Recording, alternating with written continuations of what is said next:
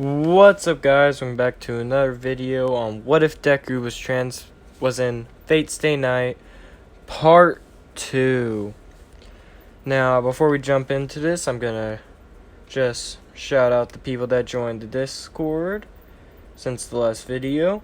Thank you, Juris 8744, Self Thunderlocks, Minato, and Jar. Thank you all for joining the Discord. If you want to join the Discord, go check out the link in the description down below. Most of us are there to chat and chill. And you can at me over there to get my attention in case if you need to tell me anything. So, I believe it's like a pretty nice and fun place. But then again, I am the owner of it, so it might be just a tad bit biased. Now let's pick up where we last left off. Where we last left off, Izuku and Rin had just had an encounterment with Lancer.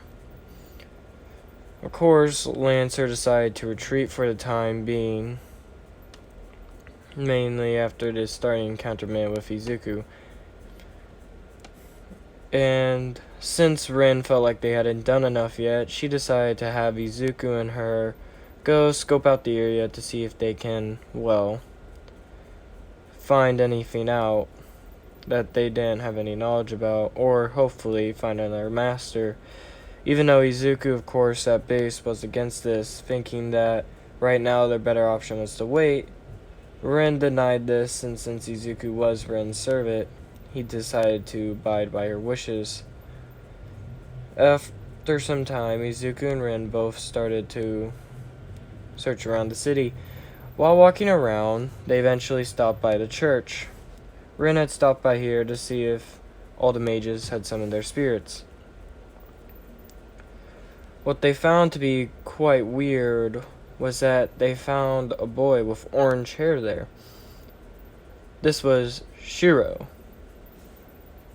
Shiro was quite confused to see Rin, but seeing how he didn't have any sort of personal contact with her, he really didn't say much to her. Of course, Rin didn't think about it much until she eventually put the pieces together that Shiro was a master. She looked at Shiro and looked at him and said, "Shiro, are you a master?" And this caused Shiro to scratch the back of his head, while he then ended up choosing to state that yes, he was a master, just like Rin herself. Though, just because he was a master doesn't mean he has adequate knowledge, and after being told by Saber to come here, he came here to try to find out more information to help him understand being a master and everything it entails. This caused Rin to sigh, knowing this. Izuku looked at the boy that was in front of him with a calm and endearing look on the boy. He could sense something from the boy, almost like he wanted to be a hero of sorts. This caused Izuku to smile, always welcoming newer heroes into the fray. Of course, if they were only trained. So Rin and the boy ended up talking while Izuku walked out of the building. He ended up walking out and finding a peculiar girl in a yellow raincoat. This confused Izuku, but then the girl tried to hold a blade up to him, which Izuku automatically knew that this girl was trying to attack him, though she didn't seem to be doing it without reason and was probably most likely spooked. His time told him that. So Izuku quickly raised up his hands, stating that he meant no harm, and that he was only here because their masters are currently having conversations with each other. Of course, Izuku put together that this girl seemed to be, well, that boy's servant. And from the looks of it, Izuku could deduce that she seemed to be a saber-class servant, seeing how she was brandishing, yet be it invisible, sword. Thankfully, Izuku's danger sense helped him see the invisible sword, even though he didn't see it, more or less that he felt it. This caused her to still kept her sword pointed at him, but eventually looked back behind when she saw both not only her master but another girl walk out, which she deduced to be this spirit's master. Of course, after Shiro told Saber to put down her sword, she eventually did so. This caused Izuku to sigh, thinking that people in this world are way more quickened to violence than he would have liked. Of course, you understand that this wasn't without reason, seeing how they were in a war. He then remembered the odd feeling and remembered the barrier that Rin had suspected to be set up. Looking towards Rin, he sent a telepathic message asking her if she had actually discussed the barrier and stuff with the boy. Rin didn't deny this and stated that she had discussed the barrier with the boy and that they had formed a partial team-up for the time being, mainly because neither of them wanted to see, well, everyone else get injured or maybe even killed. Izuku understood this as he shook his head. Afterwards, he got right behind Rin, as Saber did the same with Shiro. They ended up conversating with each other for a little bit while they were walking home. Of course, while they were walking home, the air seemed to have gotten colder. Strange, but they didn't pay much mind to it until Izuku felt it. He turned around to see a little girl standing there. The little girl seemed to be, well, no older than the age of 6, from appearance alone. This little girl had a smile on her face that Izuku could only guarantee to be somewhat sinister but somewhat genuine as well. A weird mixture that he didn't really see that often when it comes to people like this girl. The girl said very calmly that her name was Elia and that they were lucky today. This confused Izuku until he realized that she was probably a master with a servant of her own. Eventually, Elia ended up stating that her servant didn't want to fight, especially the one next to the girl with the 2 pigtails. Izuku was wondering why her servant decided not to fight him, to be exact, or didn't want to. Then she ended up stating that because of this, they wouldn't be killed. Not today, of course, but in the future, she won't be as nice, she said. And then she said goodbye to Nishan, and then she just vanished, just as quickly as she came. Izuku, understanding that whoever this servant was must be very dangerous, and probably had some sort of past connected to him. He didn't understand how he had a past connected to him, but he understood that this servant seemed to, if not cherish him, have some sort of relationship with him that caused the servant not to attack. Izuku sighed, knowing that this was going to be a lot of work, thinking of most people that had some sort of relationship with him.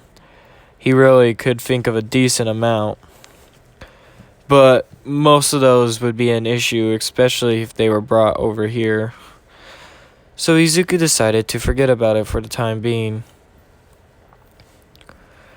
Of course, Rin, noticing that Izuku plainly stated that if whoever she's connected with is strong enough to where even the master wouldn't attack if the servant said not to, then she was probably a viable threat as well. Rin agreed with this, for she might be a partial fool, but she understood all fair and well the severity of mistreating or just downright tantalizing people that seemed to be quite strong.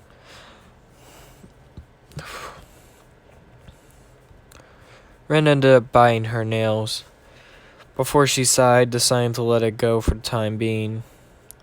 Even though this wasn't the smartest idea in Izuku's mind process, Ren said it was either that or they decided to go to a full-out war with an unknown variable / enemy, and Ren decided that fighting against such a being was obviously not in their best interests, which Izuku reluctantly agreed. Of course, it only took a matter of time until they eventually got back to the manor. Izuku and Ren both relaxed and chilled. Izuku made a fresh pot of tea. Ren thanked Izuku and then wanted to know more about the world Izuku came from. She knew that obviously Izuku wasn't from the same world as her, just apparent by her never hearing of him and couldn't find any records of him anywhere. Izuku obliged and told Ren very simply he came from a world where heroes existed. But just as there was heroes, there were also villains. He was the #1 hero, known for, well, saving everyone with a smile on his face. He left, remembering good old times they used to spend back with his friends. Ren had a slightly dour expression while hearing this, thinking that maybe Izuku was thinking about bad memories and wondered if she just too quickly pushed for his past to be revealed to her. Izuku dissuaded this thought from her mind before stating that he was simply remembering some things that were quite pleasant to him, and that it was no merit of her own fault. Ren eventually sighed, understanding that Izuku was probably thinking of people he knew and he loved. So then she ended up asking if Izuku ever got married or got into a relationship. Izuku shook his head no, which shocked Ren. She asked why, and Izuku simply stated that being the #1 hero makes you the #1 target for villains. Having family also leaves them to be exposed and targeted. If I were to have a family, I would have had to, well, say the easiest way, cut off my connections to them from a young age, making it to where they would grow up without a father, and I couldn't do that to any child, even though that was one of my master's greatest regrets as well. Ren was confused because she had heard Izuku speak of his master, but she didn't know much about it, so she decided to inquire. My master was a wonderful man. He was the #1 hero before me. I actually got all my powers and capabilities from him. He has the ability to transfer onto his powers to someone else. In my world, about 20% of the generation, my generation, didn't have quirks, but that was lessened over the years, so now almost 90% of people have quirks in the world rather than 80%. But I wasn't born with a quirk when I started off, and I still inspired to be a hero. Luckily, this caught the attention of the #1 hero, who graciously gifted his quirk to me. Of course, after I trained underneath him, he became something more of akin to a father figure for me. He was always there in my darkest moments, and I could always look up to him whenever I needed him. Izuku laughed once again, this time it being much more somber and a hint of sadness behind his laugh. Sadly, he didn't get to see me go all the way through. He died after a confrontation with a real bad guy. A guy that even most people couldn't face alone.